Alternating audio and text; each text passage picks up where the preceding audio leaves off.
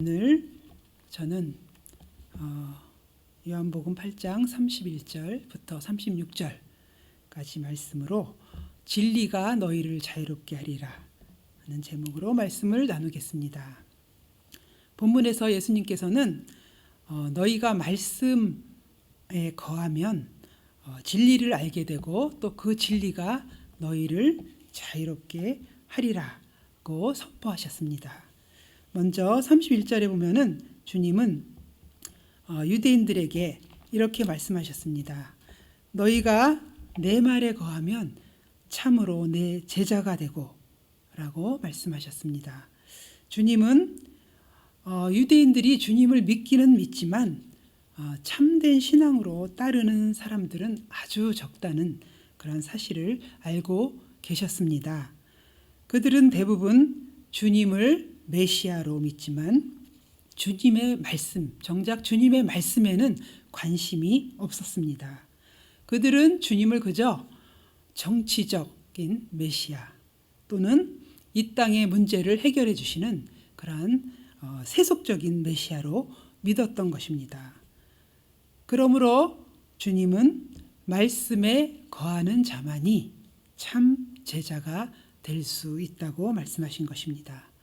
그러면 여기서 주님의 말씀에 거한다는 것은 무엇을 뜻할까요?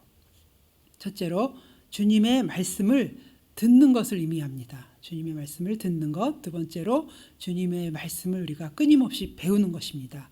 그리고 세 번째로 우리가 그 말씀을 우리의 삶에 적용하고 실천하는 것을 의미합니다. 그러므로 주님의 말씀에 거한다는 것은 우리가 말씀을 듣고 그리고 배우고 그리고 적용하는 것입니다. 그렇습니다. 주님의 말씀을 우리가 머리로만 듣고 또 지식으로만 쌓아두는 사람은 주님의 참 제자가 아닙니다. 주님을 그저 지식적으로만 하는 사람입니다. 주님의 참 제자란, 그리고 주님의 말씀에 거하는 자란 우리 자신의 삶의 그 모든 부분에 주님의 말씀을 적용하며 또 실천하며 살아가는 사람입니다. 그리하여 우리가 말씀을 체험하고 또 말씀의 열매를 맺게 되는 것입니다. 그러므로 우리가 주님의 말씀을 듣고 배우고 그리고 삶에 적용할 때 우리는 주님을 체험할 수 있습니다. 그리고 주님의 참 제자가 되는 것입니다. 32절에 이렇게 말씀합니다. 32절에 진리를 알지니 진리가 너희를 자유롭게 하리라 이렇게 말씀하고 있습니다. 주님은 우리가 주님의 말씀 안에 거하면 또 우리가 진리를 알게 되고 또 그 진리가 우리를 자유롭게 하리라고 말씀하고 있습니다. 여기서 진리란 그리스도 자신입니다. 그리고 십자가의 복음을 뜻하고 있습니다. 그러므로 우리가 말씀에 거하는 삶을 살면 우리가 그리스도를 알게 되고 또 영생의 비밀을 알게 됩니다.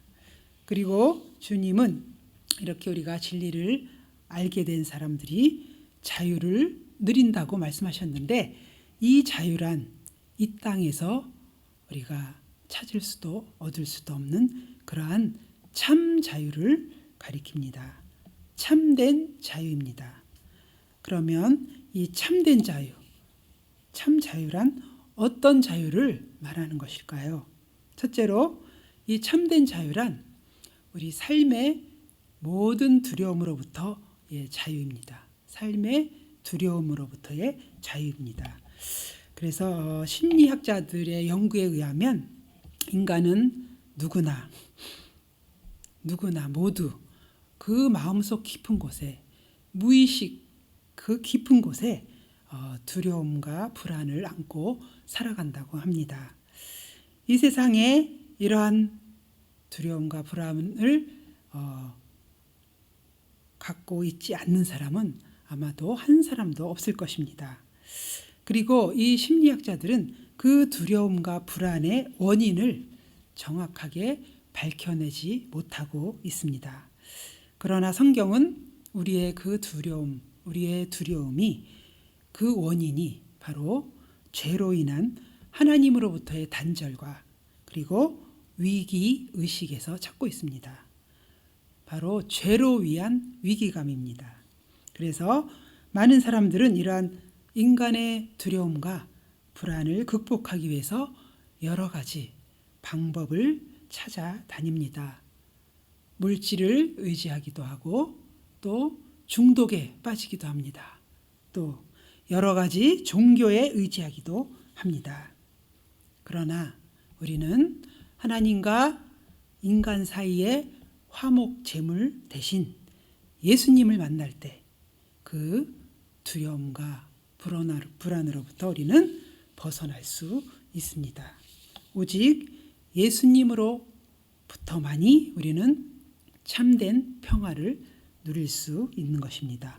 오직 예수님과 함께 할 때 그 불안과 두려움이 사라지게 되는 것입니다.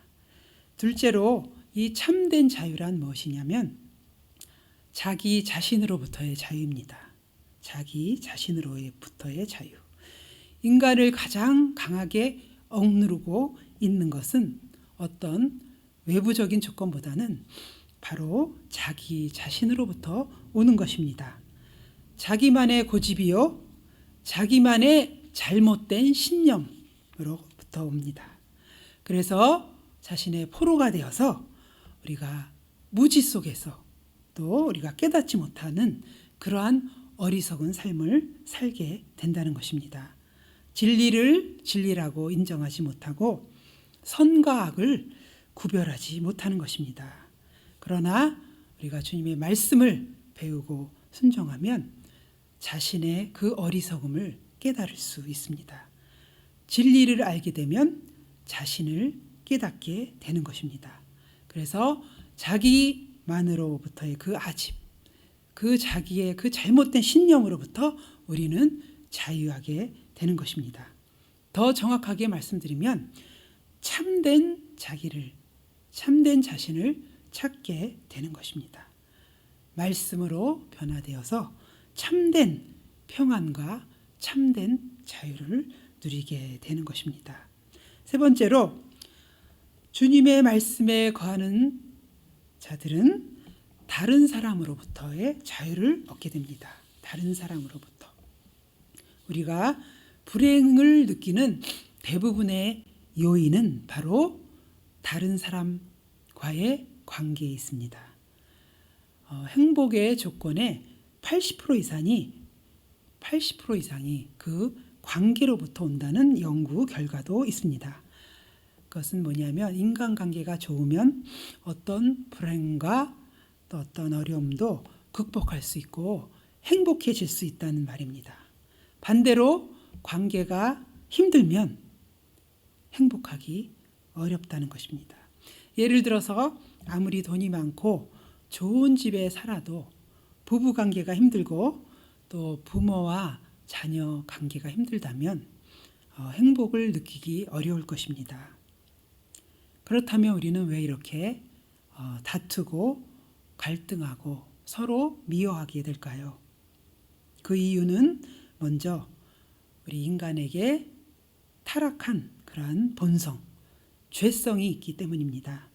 그래서 인간은 모두 자기 중심적이고 그리고 이기적인 본능으로 살아가고 있기 때문에 우리는 서로 시기하고 다투고 갈등하고 미워하게 되는 것입니다.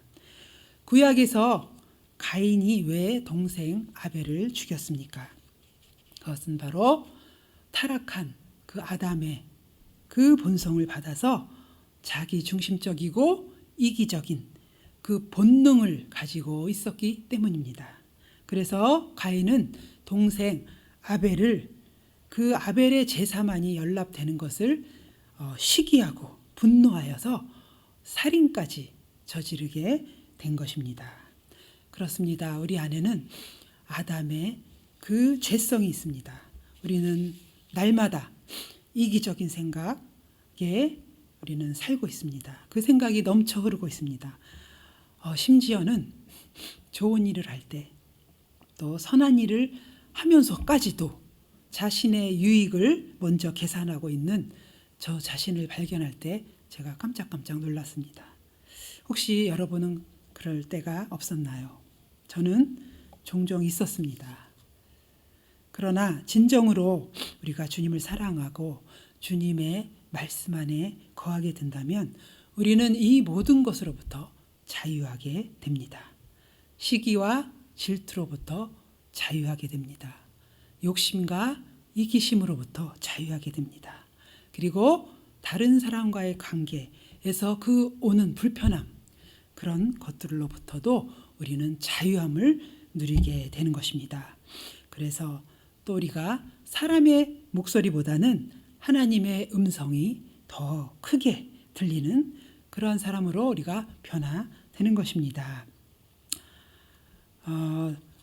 우리가 이 시간 또 정말 참된 자유를 누리기 위해서 그 참된 자유는 또 주님의 말씀을 거하는 자는 마지막으로 죄와 사망의 권세로부터 자유하게 되는 것입니다.